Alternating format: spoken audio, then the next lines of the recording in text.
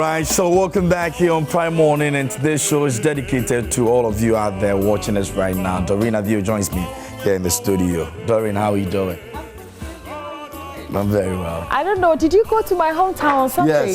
Yes. Because I'm looking at you this morning, I'm like, oh my goodness, this man looks like a typical northern man. Oh, but okay, the north and the West have a little bit of resemblance there. Yeah. So, I mean, it's okay. You look good anyway. You look good. Oh my goodness. You're really good as well. Thank you. I wanted to do something, but I mean, this morning it wasn't doing. So I couldn't do it. So I did You're sweet at already. Oh, thank you so much. It is what it is. Thank you. Yeah. So today's holiday. It is. But we have to work. Oh. Unfortunately. Yes. We have to work, and we're here. Big up to the producers. They've always made us work on holidays. The producers, hey Emily, good morning. They always make us work on holidays. Hey Prince Shega, good morning. The weekend. So we're celebrating the founders of Ghana. Of course. You know, it's come under a lot of issues. Yes. Some people thinking that the president wants to change history and all of that. I mean, we've had that, trajectory. And we've got into this period where we have accepted that, we're one people, we're this and this what we believe in. So we want to live by that. And so we would like to say big shout outs going out to all the founding members of Ghana in their graves. Yeah. If they can hear us, we love them. They have done their bit. We appreciate them. Yeah. So from Dr. Kwame Nkrumah to JB Dankwa to Obechebi Lamte to Akwaje, William Oforiatta, all these amazing people who made it possible for us to achieve independence. We don't take them for granted. Ayiko, thank you so much. We know you have a bit of you in one or two people in your family. We really appreciate it, and we thank God for your lives. It's just that some of us didn't, come on time to meet you, but we still appreciate what you did for Ghana. And we appreciate our ancestors too as well for pouring libations upon libations. In making sure that Ghana stands and be what it is today. And to all the clergy, who've been praying for Ghana every single day. It's not easy to decide I want to build a cathedral for God and people don't understand you. Bempa, God bless you. I say, wow. But I mean, really, every single one of us have contributed to this, and we're excited that you guys made it possible for us to have a Ghana like this. A Ghana that will be born and will have about 10 children, and later decide that they want to have 16 instead of the 10. So now Ghana has 16 children. We're very excited, Mother Ghana, and Ama Ghana is suffering, but we're okay. But I want to do something right now. Tell me. I want to do something, and I want you to tell me what it means in our normal lives. So watch me, just watch me. I want to do something. I want to chant something. Hey. So just watch me. Hey. Keep your eyes on me. Yeah.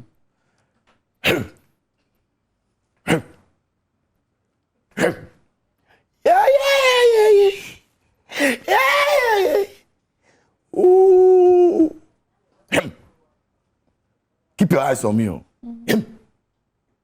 Hi.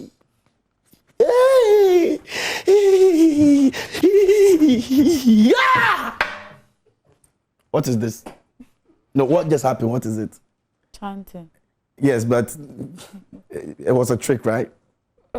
Magic, in our local place, what would you call it? Awam, right? Awam. So I'll tell you how Awam came into being in Ghana as far back as 1948. That'll be a bit later. So there's something called Awam in Ghana. Now Awam didn't start today. Awam started as far back as 1948 in January. Boy. And I'll tell you where it started a bit later on the show. But we're going to be phone lines, right? La. What be phone lines? It shock you? Is everything okay? I mean, I would like to hear the story of Awam later in the show. I'll tell our viewers the story a bit later. Okay. Yeah, Awam did it start today, 1948. Oh, I'll tell you why it came into being a bit later. Okay. But we'll open phone lines this morning. Before that, we'll also get into what's trending, and then we'll find out. Yeah. I mean, what's trending is quite it's trending. In fact, it's trending. You know, we kind of didn't hear good news. That was on Monday when we heard that Wache had passed on. And for most of us, as I said, I had the opportunity to talk to him 2 years ago, and he had said that he was sick, but God had touched him, so he was much, much better. But I mean, now the stories that have come after that are quite, it's surprising. Very sad. Very sad. And I mean, getting to hear the likes of Mame Dokuno and Bob Smith speak, it's quite sad because KMG, I mean, we've talked about beds in our various hospitals for some time now, but we did not know that it will get to a time where it will get to someone you probably know, or it will affect somebody. And now to hear that they had gone to Korle Bu first and there were no beds there, so it's like they were just trying to find a bed to make sure he's laid on and being looked after. And that means he would have been attended to earlier. So obviously, it didn't happen as early as they wanted. They went to 37. Same situation. So I'm sure whilst they were looking for the bed, somewhere, I'm sure they were now, it's Wache, I know him. Now this doctor says, okay, let's put him here, Now, and he's losing at that point. He's losing. He's in a critical condition. Exactly. And now we waited and waited only to hear that he had passed on. I mean, Bob Smith, who said, I mean, I listened to him on Daybreak Hits on Hits FM, and he said that he had gotten up, dressed up really nicely to go and see his friend at the hospital, only for him to be told by the fiancé that he had passed on. I mean, hearing Mame Dokuno also now telling us the same story goes on to tell us that it is what it is. It doesn't matter who you are. And that's a scary thing to everybody now. Exactly. Like, really, so don't sit out there and think that you are who you are. Unless some of you people that you can airlift yourself and go outside. But if you can't do that and you are in Ghana, no bed is no bed. No matter who you are, you might end up losing your life. And that is what has just happened to Wache today, and we're all talking about it. I don't know if anything will be done about it. It could be anybody. I don't know if something will be done about it, but if nothing is being done about it, then just know that if you're sick, it's only God at this point in your life. And this also goes to tell us, you know, how fragile life is. Yeah. And if you're not careful, you might think that, you know, you're here to live for good. You're living your entire, you know, whatever it is years that you want to live over here. And, you know, it gets to you when you reach that point where you feel that Ghana has even disappointed you as a citizen. Unfortunately, we have a country where we are fighting over the building of cathedral when common sense will tell you that cathedral is not a hospital. You understand? I heard Bulldog talk about that. Yeah. Bulldog and was you see, like, nobody's preventing anybody from doing their... It's not correctional. This is it. Whether you like it or not, whether we like it or not, cathedral will be built. And that's the funny aspect of it. You understand? But before that is built, you can imagine how many lives will be lost. Now, who are the people who are going to sit in that cathedral that have been lost to hospitals that have no beds, have no medicines, and all of those? Who are going to sit in the cathedral? Which people? This is common sense. And I'm sorry, but really, it's not like this is the first time we're talking about this or anybody's expressing the opinion about the building of cathedral. And if you juxtapose that to development in terms of even our medical centers, you know, it doesn't make sense in any way. Yes, it's understood if somebody wants to just make sure, you know, certain promises are fulfilled. But at the expense of what? People's health? You understand? It doesn't make sense. And you see, there's not going to be just this issue coming up. There's going to be hundreds of people who have gone to hospital and have not had beds and they have died. Yes, and because they are not known or they are not popular, I mean, we didn't discuss it here, but it's happening. It's still happening. People are going through this every single day. Exactly. This is not what J.B. Dankwa, Nkrumah, Obechebi, William Oforiatta, this is not what they fought for. No. This is not what they fought for. These people knew better. It doesn't make sense. It doesn't just make sense. Well, I just hope that something will be done about it, and it will be a good call to government to actually at this stage in our lives, man. Yeah, it doesn't make sense. Hello, like what? Simple health care. Yeah, some more. Well, still here on Prime Morning. Still on Prime Morning. I just want you to know that today it's more about education, and we also want you to know how important this day is. So we're going to take a short documentary, or have a look at a short documentary. When we come back, there's more here on Prime Morning. Excluded person was Kwame Nkrumah, the one person who actively wanted independence. The other 5 were seen as moderate and intellectuals by the colonial British. People who could be made to compromise, to make deals for their sake to favor a British agenda. Nkrumah, by their assessment, was a hardliner, a radical, a rabble-rouser. No use for such a man when the name of the game was go slow. So the British organized an election, with the main contender being the UGCC and Nkrumah CPP. Prior to the election, Nkrumah had organized positive action, for which he was again behind bars. The colonial government's plan was to guarantee an easy victory for UGCC over the CPP. But thanks to the brilliant organization skills of Birima, sincerity and genuine popularity of Kwame Nkrumah, the common man rejected the elitist UGCC in favor of the prison graduates, Dr. Kwame Nkrumah and his CPP. The first ever government to include blacks, elected by the people, not imposed by the British, was Nkrumah's CPP, which the colonial government gradually accepted in 1951. It would be in this election that the term veranda boys would be coined. They were prepared to sleep on verandas with the boys, popularly called veranda boys, because most of them were sleeping in verandas all the time. And when they went out to the villages, they trucked down together, sang their songs, drank palm wine in street bars, street corners with them, and virtually were prepared to throw their lot in with them at all times, at all places. Now this, Dankwa and others were not prepared to do. No, indeed, would they have been proved honest if they had attempted to do it, because it just didn't suit them. It wasn't in their character, it wasn't in their makeup, and they could not pretend to be with them in those directions without exposing their own hypocrisy.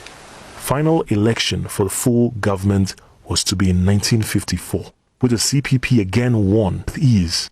The UGCC could no longer exist because there was no more Gold Coast.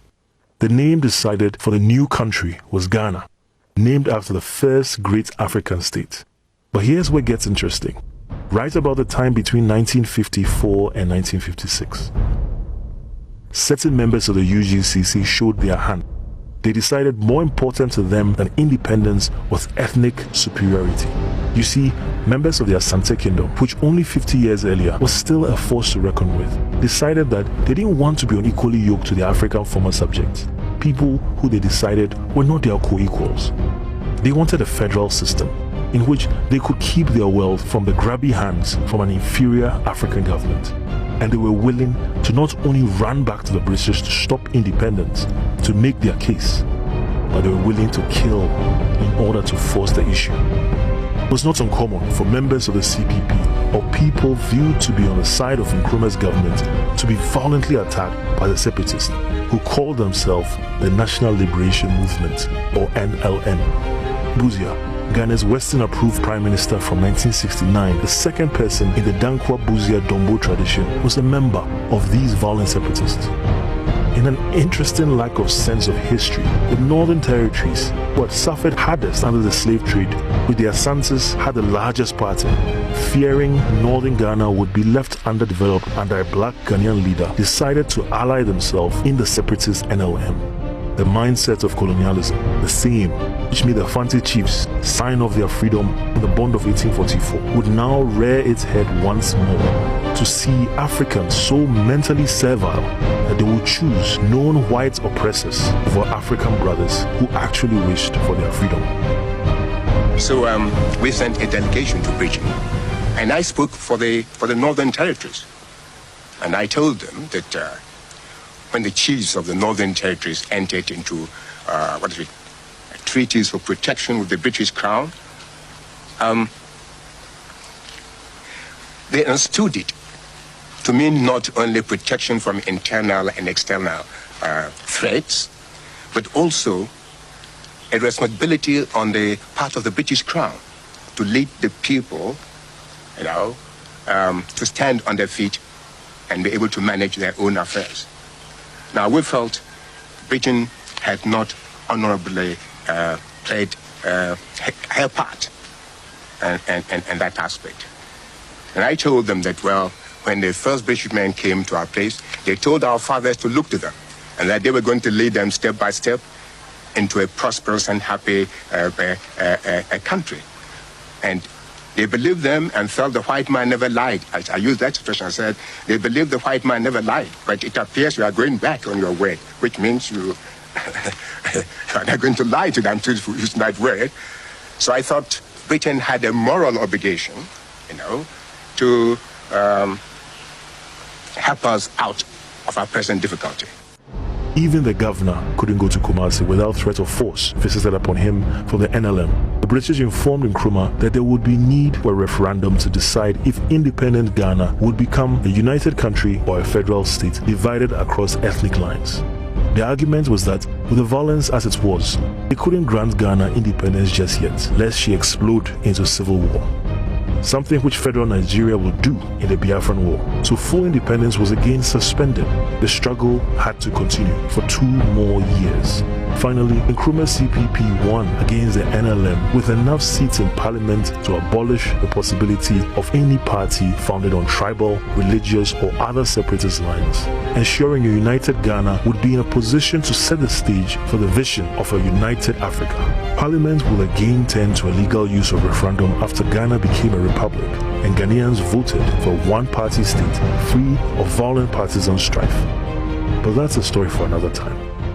As the national anthem played officially for the first time on 6th March 1957, Kwame Nkrumah, barely able to hide his tears, knew all too well how hard he had to fight. Yet even he couldn't have foreseen how insidious the elitist reactionary truly were, how far the Western assets in his midst will go to undermine Ghana's sovereignty, and for how long Ghana would have to struggle to root out prejudice centered on ethnicity, class and privilege. Nkrumah would not live to see a truly free Ghana. He would die in exile, in Conakry.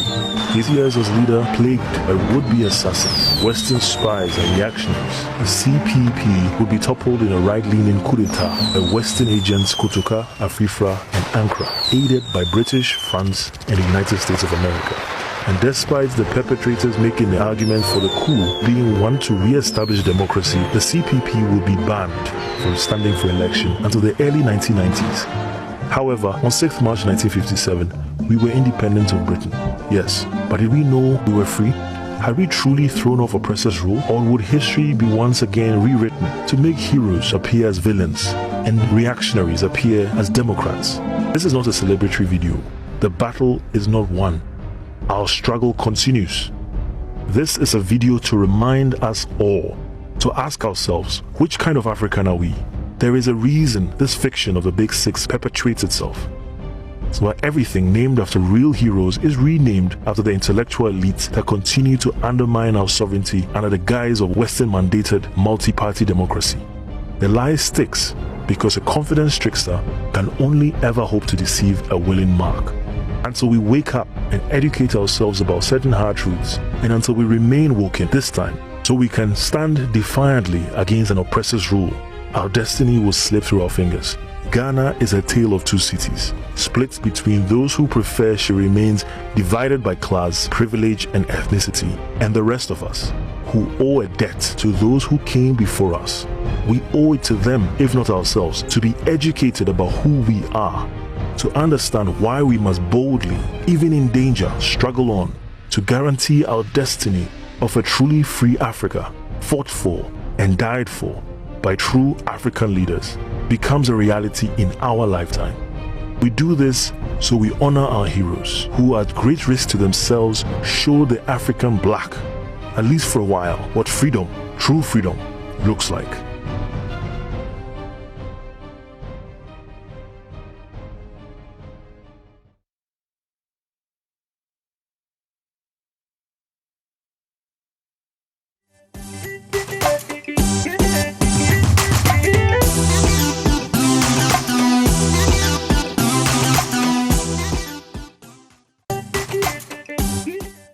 Welcome back. It's still Prime Morning. It's the holiday edition, and well, you've seen that documentary. It looks like we have a lot to learn. KMJ, lately, I don't know whether students are being taught all of this. Sometimes people go like, oh, they don't need to know, all these people are gone, and you don't need to talk so much about them. But there's another school of thought that they should know, no matter what, they should know what happened back then. And as they grow, they can use that to also, you know, educate themselves. And perhaps as we grow, there will be another century. Yeah. We get to talk more about all of that. So for me, it should be very effective in school, because today, I don't know if you meet some of the students on the street and you ask them whether they can give you what this holiday means to them. But it's part of life. History is very important. Yeah, I mean, if you grew up from, you know, going to school where you have exercise books, you know, from having a picture of someone that people don't even know. You know, we had to actually fight, or people have to really criticize the book for us to have Kwame Nkrumah's picture on the front page of our books. I mean, so there are times that people will ask you, even till now, some people ask you, the man that was on front of that book, you know, when we're writing him, who is he? And we have no idea who this man is. You understand? So it didn't have to take us to get all the backlash to be able to put the pictures of people who have fought for Ghana, who have been there, who have been part of history, you know, in our books for them to be learned about, you know. But unfortunately, this is where we find ourselves in Ghana, where people believe in what is superior than what they have, you know. So we'd rather have the white man representing on the, I mean, and no disrespect to any white man, but we mean really, we'd rather have a white man on the front page of you know, our on the front of our books. So our textbooks, you understand? than a Ghanaian. Exactly, than a Ghanaian. I mean, there's no sense in that. You understand? So it tells you what colonization actually did to us as human beings. But it's good that we're telling our own stories, like what we just watched right now. You know, giving us brief of what has happened in the past and why we should cherish what we've been through. It's been a long process that we've been through. You know, there's so many things that have happened that we need to know. You can't change history in any way. You understand? So we need to repeatedly make conscious effort to make sure the generation unborn get to understand where we have come from, where we are going, and even where we are at the moment. I mean, True. Well, it looks like whilst we're learning, we'll keep learning. I read somewhere about how Makola came about. The name Makola, I mean, a lot of people say Mokola. It's not Mokola, it's Makola. Makola. Oh, okay. Yeah, so it's like in Ghana, I'm not a Ghana, but it's like a picking fire. Oh. Yes, picking fire. And I hear back then, yes, they used to, you know, sell meat there. And, you know, when they do everything, they leave the fire there. And in the mornings, the Ghana people will usually go there, pick the fire, and use that to, you know, light their fire to cook or all that. So when you're Ghana and they say Mako, it's like you're going to pick fire. So that area. It's more like a picking fire, Makola. That's what it means. And then the foreigners came and they made it what, Mokola. Oh, I think most of us and people like us who are not from here will say that, oh, Mokola. Makola. And now we're speaking English and we are saying Makola. Makola. So Makola. I see. Interesting we'll take stuff. it like that. Some of us can't speak KMJ, I don't know. Even if I pronounce it 10 times for him, he will still go and say Makola. Makola. So and Ona Bonicho. Hey. Leno mama we ga feel no ni adwuma no ni nkebo no sane ole obale Ona Bonicho. Say yeah, no Bonicho. Did you understand what he said? I didn't get it. Hey, we shele. Interesting.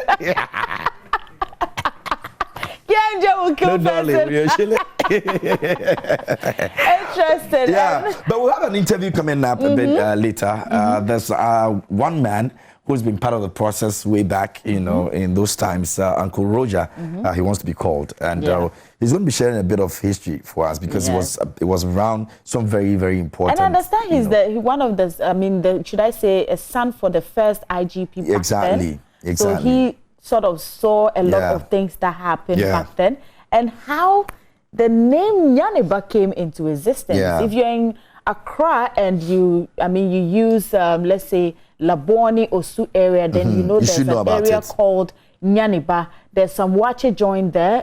I usually go to buy wache around that area. And our own Karen Kane has a shop there, where she sells clothes as well. It's like that area is quite some bougie area, but it's a beautiful area. It's for rich people. Nyaniba Estate is for rich people. Estate. So it's for rich people. Today, Uncle Roger will definitely give us details on how that name came about and, you know, a few things that happened back then. But we'll take a short documentary on Nyaniba Estate, or should I say Nyaniba? Nyaniba. Does it have a meaning at all? Or it's just Nyaniba?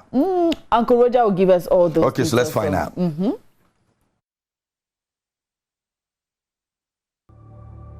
Real name is Ezekiel Kwesi Achin Baini, but people know me by the name Roger. Okay, your friend me, Miss Mary Hammond, me Nyaniba Estate. I started school at home school.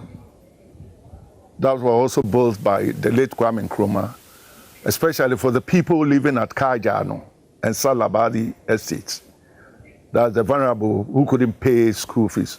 So that was one of the model schools that he started with, experimental. You will call it experimental. So that's where I started my education. I have a government bungalows.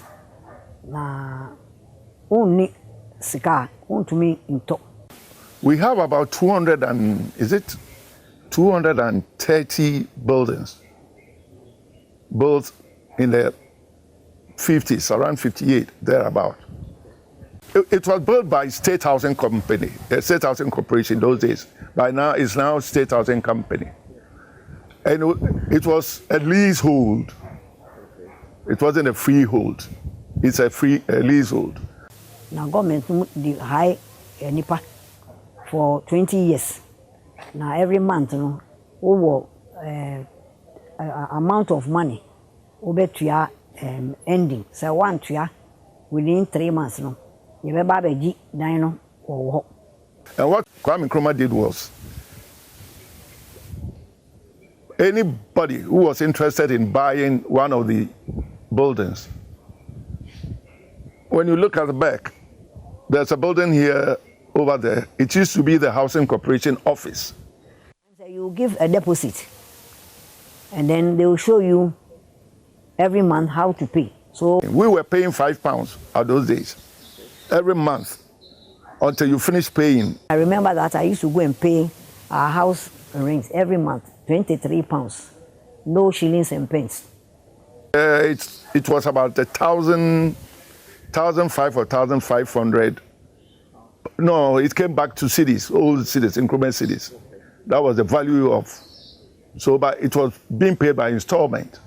Every month, we go and pay something, and then until you finish paying, then it became yours. Me nana, niba, no CPP government no. Rojo Metal no. Former MP for NDC, Nani Papa, which is my uncle. No, Juma Housing Corporation. And he threw him no, na yedinya fear. It was open to anybody, but honestly, my dad was a personal bodyguard. Mr. Baini, he was Commissioner Baini. Those days they didn't have IGP. Opposites, and then Mr. Aka. And next to our house, we had Mr. Tanti. He was an MP. And then looking just adjacent over here, we have Mr. Akono, Numutei Akono, who was by then the CPP chairman. And then who again? Akins. Lawyer Akins. Next, on the next road, Lawyer Akins. And then further top, we have Mrs. Margaret Marte, who was then the CPP women organizer. And then just next to Mrs. Marte, you had Mr. Anyete, who was Kwame Nkrumah's personal driver, right? And then just 3 blocks from here, we had Mr. Aka, who was the MP for Uni Valley, Western region. And then when you go across, you have Mr. Nyamike.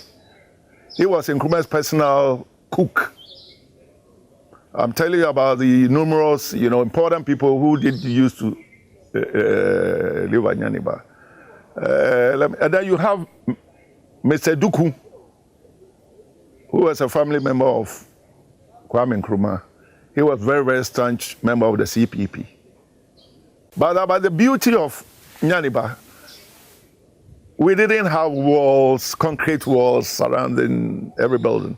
We had what we call the thorn, bush, hedges, the thorn hedges. That made the place very, very beautiful. That was instead of the wall. It was, not that I'm boasting, but our hedges, we used to have a man who was a policeman who used to come and trim it. And when you see it come out, it was so lovely. People were having, that was one of the beauties of Nyaniba. Now you have all these concrete walls surrounding us. And then the prominent people who lived here, let me see if I can remember some. Yes, we had Mrs. Ani Jiagi, the Chief Justice. She also lived Nyaniba here. But honestly, she was the first person to come here. So she had a store building. And then, so the Nyaniba estates came to meet Mrs. Jiagi's house. You see the proximity from here to Flagstaff House, from here to police headquarters. That made Nkrumah maybe advise his people, because of the proximity. Even if your car is broken down, you can walk to Flagstaff House, or that's why we had a lot of MPs living here, and then the ministers. Kanda Estate is the same, but we're talking about Nyaniba. To my knowledge, when they started putting up the buildings, it was all not done in one day. There was, what do we call, announcements, especially going around Osu, Kajano, that were the old estates. I mean, telling people you can come for, there's a building going out to Sioux. Well, we're talking about Nyaniba, so Nyaniba Estates, per se. That you can come for, there was a van going around announcing. But the list that I mentioned, I think because of the proximity of Flagstaff House, and that's why they were here. But it was for any poor man who can afford, because you were paying 5 cedis or £5 a month. You understand? So it was not meant for. So like I said, I've mentioned about, let's say, 10 prominent people. So you're talking about 200 and something buildings. So you can imagine it wasn't meant for the elites. This was told by my dad. When Nkrumah was coming to visit the mother, he used to come with Bedema, the late Bedema. He was the Minister for Finance at those days. So when they come, they will bring a taxi.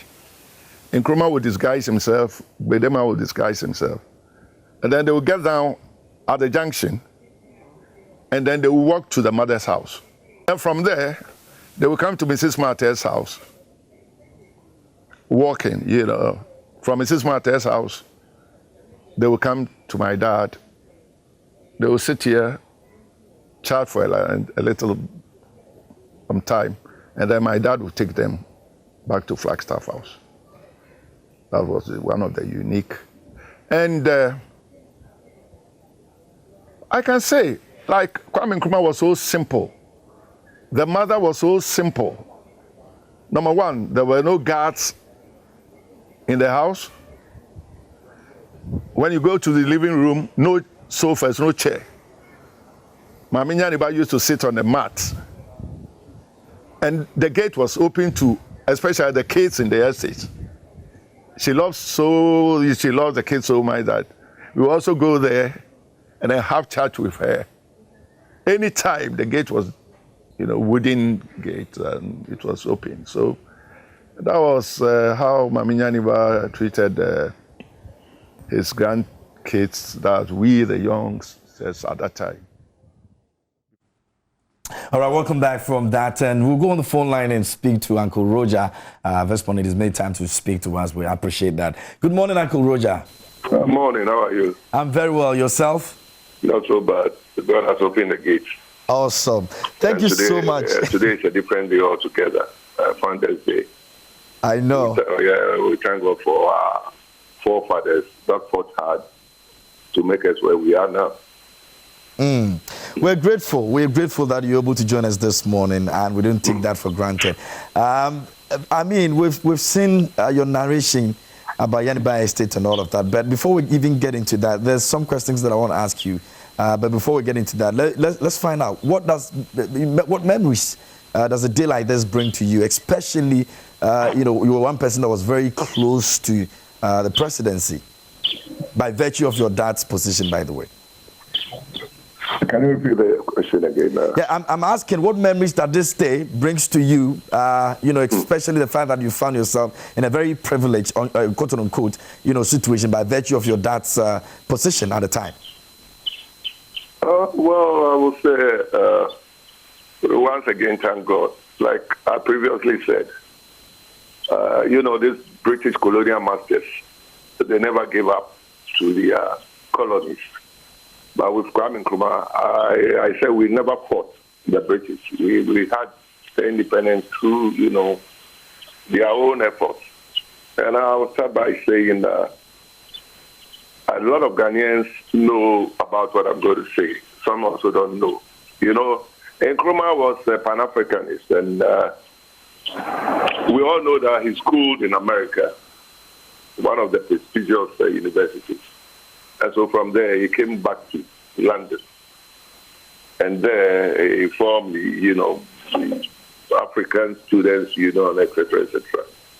So when UGCC was formed by Pa Grant and Co. at Sopon, Akwaje was very, very instrumental in the formation of UGCC. And by that time, they needed a general secretary by say. So Akwaje said to Pa Grant and Co., Gaby Dankwa, them, etc., that look, I have somebody. It's just like Jesus and what we call John the Baptist.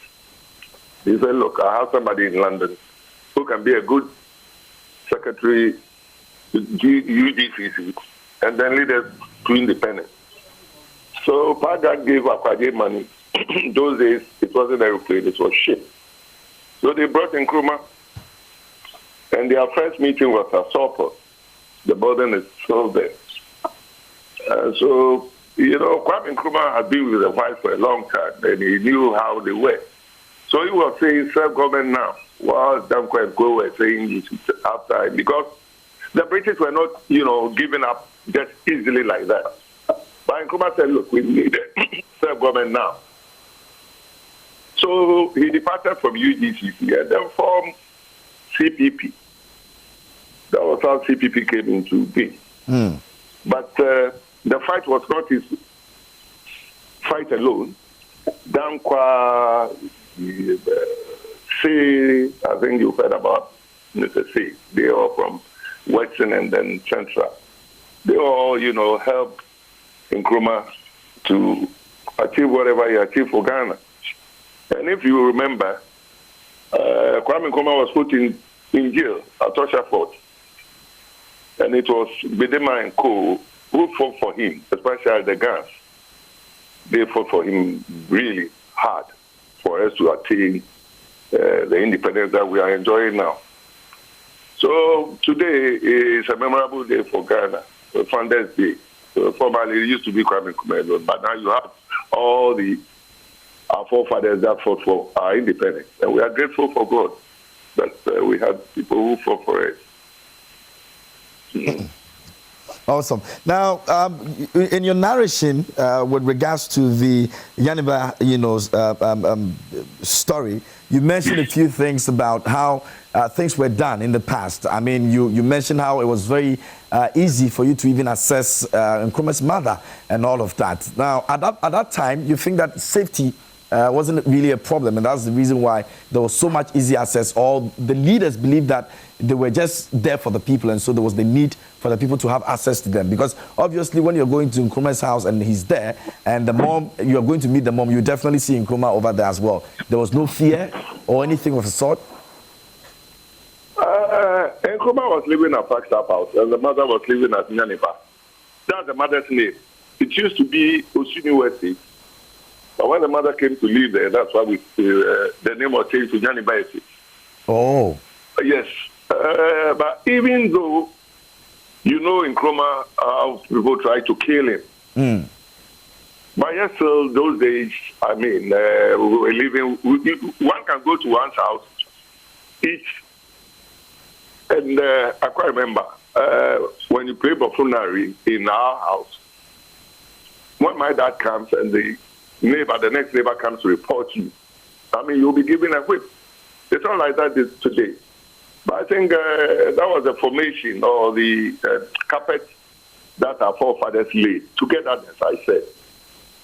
You see, so, and Nkrumah never thought somebody might hurt the mother, so the gate was open. Like I said, one can go to anyone's house and then, have a chat. That's how we live those days. So that's what I can say. Compared to today, everybody, we used to live together, we used to eat together. Nowadays, it's self-centered. Mr. Wife, kids, finished. But formerly, it wasn't like that. We can go to one's house, eat, and then they also can come to one's house and then eat. But now, you can see it's a different ball game altogether. Well, would you I always say it is best for our leaders to bring us together and stop this NDC and PPP. Yeah, exactly what I wanted to ask you, that if you want to blame that on our leaders and the fact that they've not really led by example, by making us believe that we're all one people and so we're supposed to be, each other's keeper. I think the utterances of our leaders doesn't help. The utterances of our leaders doesn't help. You understand me? Because these kids that are coming, they don't even know about what happened, what transpired during the Independence Day and so a lot of them knows about NDC and PP. So when a politician mounts on the platform and start preaching hatred, etc., what are you expecting the kids to, adopt? You see, so if we have to come together, especially like what we saw those days, then the politicians have to, mind their words in public. After all, we are all one. Now you have intermarriages, Ashanti will marry an Ofna, and Ofna will marry a guy. So, like I said, the Nkrumah brought us together by putting up schools. Even people came from Togo to have education in our secondary schools. So that was what he was gearing for, Pan-Africa, bring Africa together. And people never understood him that he wanted to become African president. It was mere propaganda. And that's what we are going through. We wish we could have one currency, free trade, etc., so that Africa knows why. We have everything. A to Z, aluminium to zinc, gold, everything. But why are we suffering? So that's what I can say there. Well, what was one of your most fondest memories with your dad and Nkrumah, if you were able to experience any of that? What I remember was when Amatewitt tried to kill Nkrumah at Flagstaff House. And Nkrumah ran to the kitchen, and then he was able to, overpower Amiteway. So after that, my father started polishing Nkrumah's shoe. He was a commissioner, deputy commissioner. And they said one day, Nkrumah asked him, Baini, how come it's you who is polishing my shoe? He said, hey, I don't know who might plant a bomb in your shoe, like what the CIA guy did to Bob Marley. Yes. So this is one of the vivid memories our father told us about Nkrumah. And I think you remember K.B. Asante. Yeah, K.B. Asante, yeah. Yes. He made a simple statement the other time before he died. He said, look, before 6 o'clock, Nkrumah will be at his office. And he, young man coming from abroad, trying to raise his shoulders. Before he came to the office, Nkrumah was sitting down. The young man, you are always late. And when they say something, then you start bragging. So from there, that is how he became K.B. Asante. So we should all learn from our leaders, respect. Now, there's no respect in dance. There's no respect. Somebody will, just wake up and get up and then insult an old man, an old lady, just because of the sake of politics, which doesn't augur well for, our democracy. So this is what I can say.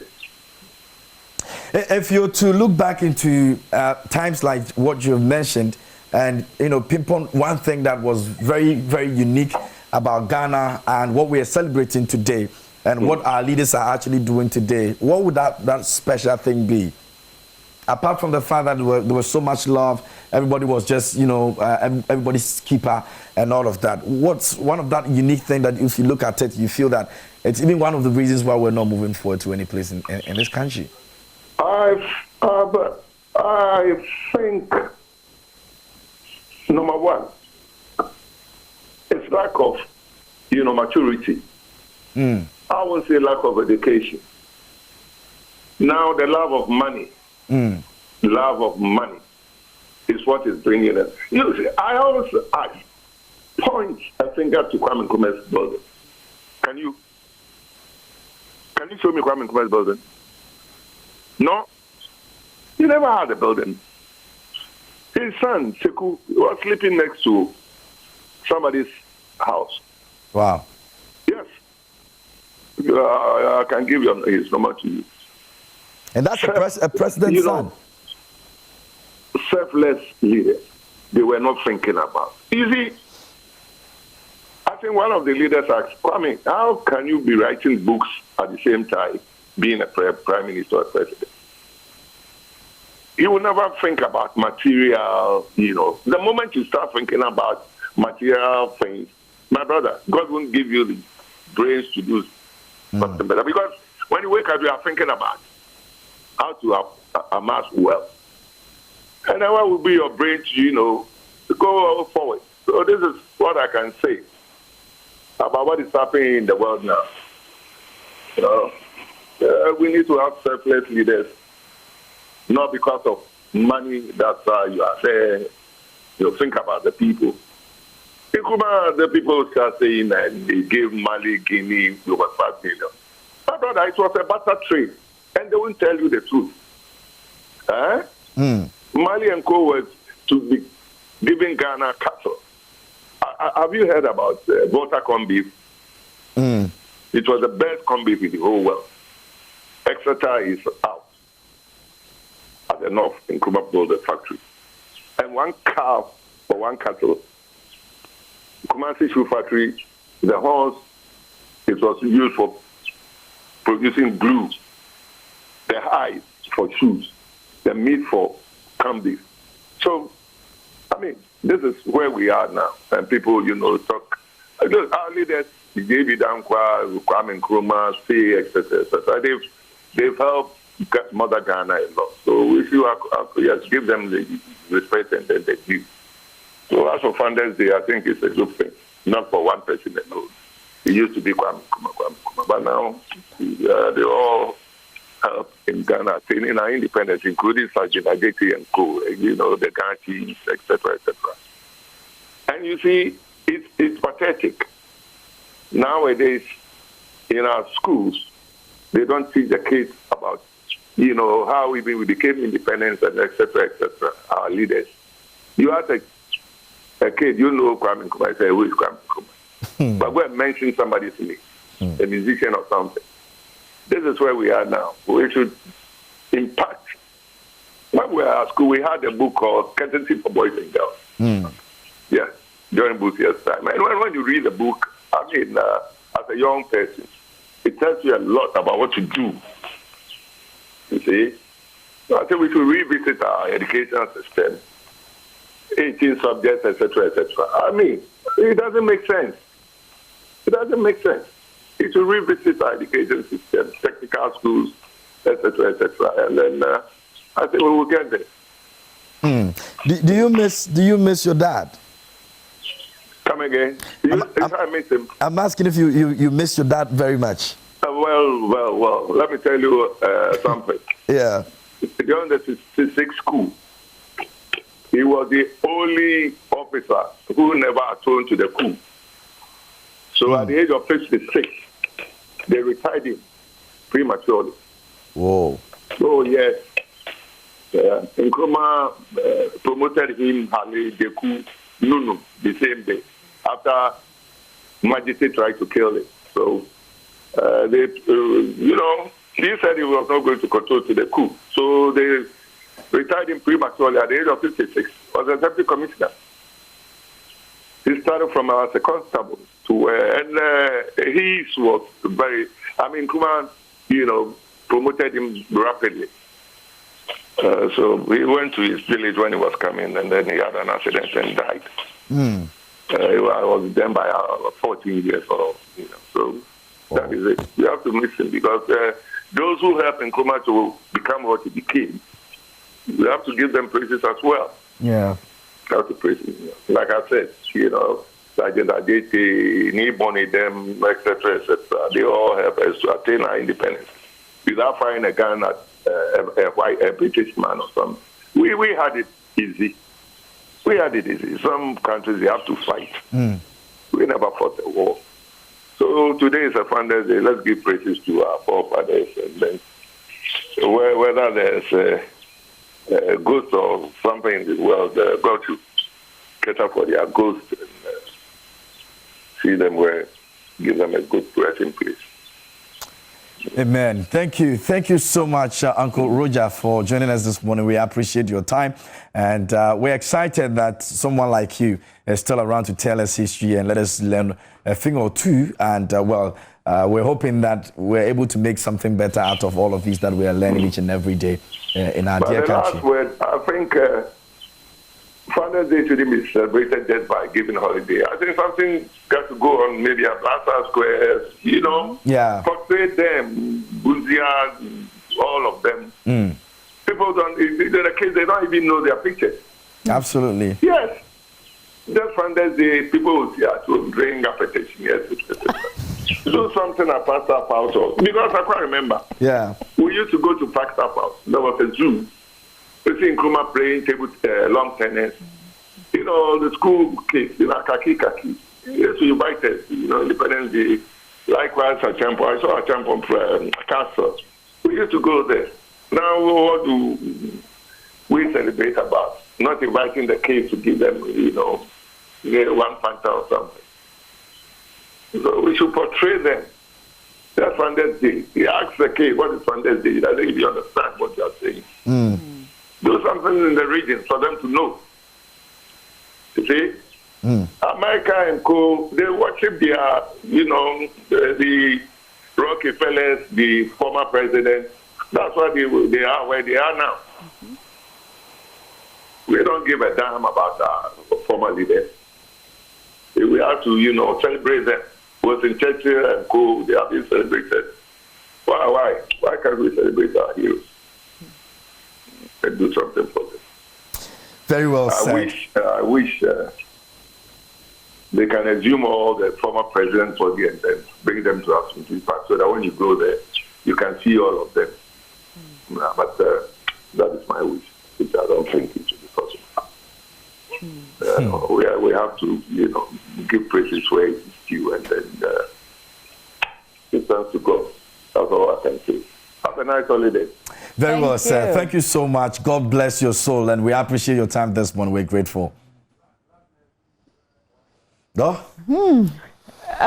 This is quite a story, and for me, I think that we spoke about the fact that it's not being taught in our schools. And today, if you ask students what this day means or what they know or understand what they have no idea. Just a public holiday. It's just a holiday, and it's a holiday in my village. Everybody, it's a holiday. So we all wake up knowing that today we are not working, we are not doing anything. We're just going to sleep, eat, hang out, have a good time, and by tomorrow life goes on. Life goes on. So it's good to get information like this from him, and I'm hoping that with time we'll get people like him to tell us stories and history of a lot of things that happened back then, which we probably do not know or we are yet to find out. So we really appreciate your time, Uncle Roger, and I'm sure us and when we'll definitely call on you to tell us more.